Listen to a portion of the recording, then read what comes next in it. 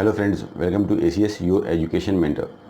Friends, आज के session में हम डिस्कशन करने वाले हैं आयुष की काउंसलिंग के बारे में। देखने वाले हैं अभी आयुष की काउंसलिंग का क्या स्टेटस चल रहा है और स्टूडेंट्स के पास क्या क्या एक्सपोजर है, कहाँ कहाँ पे वो कैसे कैसे कौन सी काउंसलिंग में पार्टिसिपेट कर सकते हैं, अपनी डोमिसाइल को देखते हुए, अपने स्कोर को देखते हुए और अपनी कैटेगरी को देखते हुए। जैसा कि फ्रेंड्स आप सभी को पता होगा कि ऑल इंडिया कोटा की जो आयुष की काउंसलिंग हुई है उसके 2 राउंड हो चुके हैं।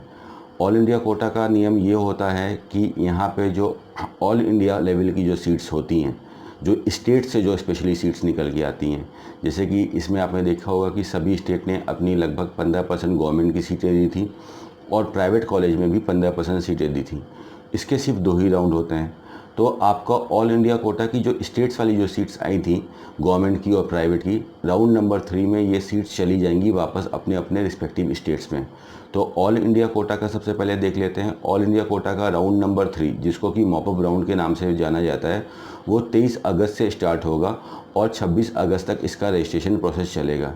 ऐसे स्टूडेंट्स जिन्होंने पहले राउंड नंबर 1 या राउंड नंबर 2 में काउंसलिंग करी है, अपना सिक्योरिटी का अमाउंट दे रखा है, उनको अगर सीट नहीं मिली है तो आपको सिर्फ नया रजिस्ट्रेशन करना रहेगा। सिक्योरिटी अमाउंट वही आपका आगे कैरी फॉरवर्ड हो जाएगा। इन केस अगर आपको कोई सीट मिल गई है राउंड नंबर 2 की और उसको आपने फॉरफिट कर दी है, सीट नहीं ली है, तो आपको सिक्योरिटी का पेनल्टी अमाउंट भी लग चुका होगा। तो उस कंडीशन में आपको रजिस्ट्रेशन और सिक्योरिटी अमाउंट दोबारा से देना है। तो कौन कौन से कॉलेज आएंगे राउंड नंबर 3 यानी मॉपअप राउंड में ऑल इंडिया कोटा में? इसमें आपको मिलेंगे डीम्ड के सारे यूनिवर्सिटीज़। डीम्ड यूनिवर्सिटीज़ जो कि प्राइवेट मेडिकल कॉलेज होते हैं, ऑटोनॉमस बॉडीज़ होती हैं अंडर सेंट्रल गवर्नमेंट, तो इसके सारे कॉलेज आएंगे, जैसे कि DY पाटिल है, दत्ता मेघे है, परवरा लोनी है, ये सब के इली बेलगांव, येना पोया, ये सारे JSS मैसूर, ये सब डीम्ड यूनिवर्सिटीज़ हैं। इसके आपको कॉलेजेस मिलेंगे। इसमें BMS की फ़ीसेस आप लोग देखोगे तो 3 से 4 लाख, 4.5 लाख रुपए के आसपास मिलेंगी आपको, लेकिन कॉलेजेस काफ़ी अच्छे हैं तो इस पर आप टारगेट कर सकते हो। प्लस गवर्नमेंट सेक्टर में देखोगे तो गवर्नमेंट सेक्टर में जो सेंट्रलाइज डीम्ड यूनिवर्सिटीज़ हैं गवर्नमेंट की, जैसे कि BHU Banaras Hindu university, NIA national institute of Ayurveda Jaipur, ये सब कॉलेजेस मिलेंगे। इनकी कट ऑफ तो आपको 530 550 के अबव जाएगी। बट प्राइवेट जो डीम्ड यूनिवर्सिटीज़ हैं ये लोअर कट ऑफ में, यानी कि 250, 300, 200 के स्कोर पे भी मिलने की संभावना रहेगी। तो इस तरह से हमारा होगा ऑल इंडिया का राउंड नंबर 3। अब आइए हम नज़र मान लेते हैं कुछ स्टेट्स की काउंसलिंग के बारे में। स्टेट्स की काउंसलिंग का जानने से पहले उसका एक बहुत इम्पॉर्टेंट एक रूल है, उसको हमको समझ लेना चाहिए। स्टेट्स की काउंसलिंग, अब स्टूडेंट्स यहाँ पे सभी स्टूडेंट्स अलग अलग स्टेट से बिलोंग करते हैं। आप जिस स्टेट से हो उस स्टेट की आपकी डोमिसाइल है। तो अगर आप गवर्नमेंट कॉलेज में एडमिशन लेना चाहते हो, चाहे आप BAMS में एडमिशन ले रहे हो, चाहे BHMS में, चाहे BUMS में, तो गवर्नमेंट कॉलेज में सीट क्लेम करने के लिए सिर्फ आप अपने स्टेट की काउंसलिंग से ही गवर्नमेंट कॉलेज में सीट ले सकते हैं। अदर स्टेट की काउंसलिंग में आप गवर्नमेंट कॉलेज के लिए पार्टिसिपेट नहीं कर सकते हो, बिकॉज उसके लिए आपको डोमिसाइल की रिक्वायरमेंट होती है। और ऑन अदर साइड हम बोलते हैं ओपन स्टेट। तो ओपन स्टेट ऐसे होते हैं, अलग राज्य अलग स्टेट, ऐसे स्टेट जहाँ के प्राइवेट मेडिकल कॉलेज में, प्राइवेट BMS में या प्राइवेट BHMS में आप एडमिशन ले सकते हो, उनको ओपन स्टेट बोलते हैं। तो स्टेट की काउंसलिंग में जाने से पहले हमको ये नियम समझ लेना चाहिए कि अदर स्टेट में हम जाके प्राइवेट मेडिकल कॉलेज की काउंसलिंग करा सकते हैं, लेकिन सरकारी कॉलेज में एडमिशन लेने के लिए सिर्फ और सिर्फ अपने होम स्टेट की ही काउंसलिंग कर सकते हैं जहाँ की हमारे पास डोमिसाइल है। तो ये हो गया हमारा स्टेट का रूल। और उसके बाद जान लेते हैं, देखते हैं कहाँ कहाँ पे स्टेट की काउंसलिंग चल रही है।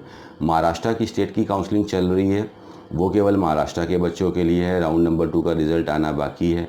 बिहार का स्टार्ट हो चुका ऑलमोस्ट, उसके साथ में ही बोल के रखा था रजिस्ट्रेशन, MBBS के साथ में ही आया था कि इस आयुष आएगा। गुजरात का स्टार्ट हो चुका है प्रोसेस। अब एट प्रेजेंट कहाँ कहाँ पे स्टूडेंट अप्लाई कर सकते हैं? छत्तीसगढ़ का रजिस्ट्रेशन आज से स्टार्ट हो चुका है। 6 अगस्त से 16 अगस्त 10 दिन का टाइम है। आप ऑनलाइन रजिस्ट्रेशन करके यहाँ पे काउंसलिंग की एक्टिविटी में पार्टिसिपेट कर सकते हो। अदर स्टेट के बच्चे भी कर सकते हैं, छत्तीसगढ़ के बच्चे भी कर सकते हैं आयुष के डिफरेंट कॉलेज में एडमिशन लेने के लिए। फीसेस यहाँ पे 1.25 लाख से 1.5 लाख रुपए ही हैं, काफ़ी कम फीसेस के स्टेट है ये। तो छत्तीसगढ़ स्टेट ओपन हो चुकी है, काउंसलिंग रजिस्ट्रेशन ओपन है। आप छत्तीसगढ़ की ऑफिशियल वेबसाइट को चेक करके उसका रजिस्ट्रेशन प्रोसेस स्टार्ट कर सकते हो। पंजाब ने 1 अगस्त से अपना ऑनलाइन रजिस्ट्रेशन स्टार्ट कर दिया था, 7 अगस्त लास्ट डेट है। तो पंजाब में भी आउटसाइड स्टेट के बच्चे भी अलाउ है और होम स्टेट के बच्चे अपनी सारी काउंसलिंग तो करेंगे ही। तो पंजाब का भी ऑनलाइन रजिस्ट्रेशन स्टार्ट है, पंजाब में भी आप रजिस्ट्रेशन कर सकते हो my dear friends, in order to take the admission in the BMS, BHMS and BUMS program. MP का भी रजिस्ट्रेशन स्टार्ट है, डेट बढ़ा दी गई है एमपी की। 25 जुलाई से रजिस्ट्रेशन स्टार्ट था और 18 अगस्त तक चलेगा। एमपी में भी बाहर के बच्चे काउंसलिंग कर सकते हैं। एमपी की भी फीसेस थोड़ी सी कम रहती हैं in comparison to other state. लगभग 1.5 लाख रुपए के आसपास एनुअल फीसेस आती हैं एमपी स्टेट के अंदर। एमपी के बाद राजस्थान में देखें तो राजस्थान का भी रजिस्ट्रेशन की डेट बढ़ा दी गई है। पहले आपकी 31 जुलाई तक थी, अब इसको आपको कर दिया गया है 15 अगस्त तक। तो राजस्थान में भी आयुष की काउंसलिंग स्टार्ट हो चुकी है, एप्लीकेशन स्टार्ट है। राजस्थान के स्टूडेंट्स और अदर स्टेट के स्टूडेंट भी इस रजिस्ट्रेशन में कर सकते हैं। यहाँ पे VNYS की भी काउंसलिंग हो रही है राजस्थान में। VNYS में विदाउट नीट पे भी आपका एडमिशन हो सकता है। तो अगर आप नीट नहीं दिए हैं या नीट में नॉन क्वालिफाई हैं तो आप VNYS के लिए देख सकते हैं। काफ़ी अच्छा कोर्स है, इक्विवेलेंट टू आपका BMS होता है। इसको करने के बाद भी आपको डॉक्टर का टैग मिलता है। टोटल 5.5 साल की इसकी भी ड्यूरेशन होती है। तो ये हैं कुछ open state, Rajasthan, MP, Punjab, Chhattisgarh, जिसके ऑनलाइन रजिस्ट्रेशन अभी स्टार्ट हैं। इस पर स्टूडेंट रजिस्ट्रेशन कर सकते हैं। आप जो काउंसलिंग करते हो, चाहे ऑल इंडिया कोटा की कर रहे हो चाहे स्टेट कर रहे हो, काउंसलिंग एक प्रोसेस होता है सिर्फ एडमिशन लेने के लिए गवर्नमेंट का। तो काउंसलिंग आप कहाँ की करते हो वो इम्पोर्टेंट नहीं है, आपको अपने स्कोर के ऊपर क्या बेस्ट कॉलेज मिल सकता है वो ज़्यादा इंपॉर्टेंट है।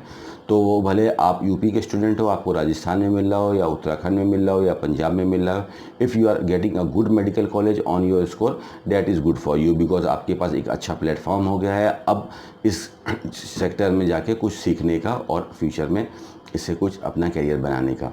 तो इस तरह से हमारी आयुष की काउंसलिंग स्टार्ट हो चुकी है। यूपी का भी होपफुली जल्दी 1 हफ्ते से 10 दिन के अंदर यूपी का भी नोटिफिकेशन आ जाना चाहिए। यूपी काफ़ी बड़ा स्टेट है, बहुत ज़्यादा सीट्स को रखता है। साथ में यूपी के उत्तराखंड की भी काउंसलिंग अवेटेड है। उत्तराखंड की भी काउंसलिंग शेड्यूल होपफुली जल्दी ही आ जाएगा और हरियाणा का भी जल्दी आ जाएगा। जैसे उसके ऊपर कोई अपग्रेड मिलता है आपको ACS के इस यूट्यूब चैनल के ऊपर बिल्कुल सारी जानकारी मिलेगी, कैसे काउंसलिंग करना है, क्या करना है। इन स्टेट्स में अगर हम कुछ कट ऑफ के बारे में बात करें तो गवर्नमेंट का कट ऑफ तो अभी हम देख रहे हैं कि 500 से ऊपर ही जाने की संभावना रहेगी। लोअर कट ऑफ पे भी आप ट्राई कर सकते हो। और प्राइवेट मेडिकल कॉलेज में अगर आप सही से काउंसलिंग प्रोसेस करते हो तो आपको लोअर नंबर पे भी सीट मिलने की काफ़ी अच्छी चांसेस रहेंगी अगर आप नीट में क्वालिफाई हो। फिलहाल इंडिया में कहीं पे भी काउंसलिंग चल रही है आयुष की, उसमें वही बच्चे एडमिशन ले सकते हैं जो नीट में क्वालिफाई हैं, जिनका जनरल कैटेगरी से 134 या 134 से ज़्यादा नंबर है, या किसी कैटेगरी के अंदर वो आते हैं तो 107 या 107 से ज़्यादा नंबर है, वही बच्चे काउंसलिंग में इनरोल कर सकते हैं। जो नीट में एलिजिबल नहीं है ऐसे स्टूडेंट फ़िलहाल अभी इनरोलमेंट नहीं कर सकते हैं। लेटर ऑन सीट्स बची रह जाती हैं, नीट की काउंसलिंग के बच्चे कम, एलिजिबल बच्चे कम हो जाते हैं, तब उस समय गवर्नमेंट नई गाइडलाइंस दे सकती है कि वो नीट का कट ऑफ को रिड्यूस कर रही है, कितने नंबर तक रिड्यूस कर रही है, हटा रही है। इसके लिए अभी आप लोग को वेट करना पड़ेगा, इस काउंसलिंग के चरण को देखना पड़ेगा। तो उसके लिए नोटिफिकेशन आपका होपफुली सितंबर के मिड तक आने की उम्मीद है नॉन क्वालिफाइड स्टूडेंट्स के लिए। फ़िलहाल सभी स्टूडेंट जो एलिजिबल हैं आप लोग काउंसलिंग की एक्टिविटी में भाग ले सकते हो। डिफरेंट स्टेट की काउंसलिंग स्टार्ट हो चुकी है। आपको एनरोल कराना है, सारी ऑनलाइन प्रक्रिया है। आपको ऑनलाइन जाना है, एप्लीकेशन फॉर्म पे करना है, फिल करना है और ऑनलाइन रजिस्ट्रेशन का अमाउंट पे करके चॉइस फिलिंग करके आप अपना अलॉटमेंट लेटर यानी कि आवंटन लेटर प्राप्त कर सकते हो और इसके बाद आपका एडमिशन कंफर्म हो गया, फिर कॉलेज में जाके फ़ीस एंड ऑल सबमिट कर सकते हो। और इसके बीच में अगर आपको ये सब जानने के बाद भी काउंसलिंग करने में प्रॉब्लम आ रही है, आपके पास इसका एक्सपर्टाइज़ नहीं है, आपको समझ में नहीं आ रहा है, तो आप ACS के इस मेंटरिंग चैनल से आप हमसे काउंसलिंग की मेंटरिंग ले सकते हो कि कैसे हमको काउंसलिंग कराना है। आप हमसे इनरोल होकर भी आप काउंसलिंग कर सकते हो और अच्छे एक मेडिकल कॉलेज में काउंसलिंग के द्वारा एडमिशन पा सकते हो। सो आज के सेशन के लिए इतना ही। होपफुली ये इन्फॉर्मेशन आपके लिए काम आएगी। अच्छे से काउंसलिंग करिए, काउंसलिंग को जल्दबाजी में सुनिए और काउंसलिंग के लिए ना रश कीजिए।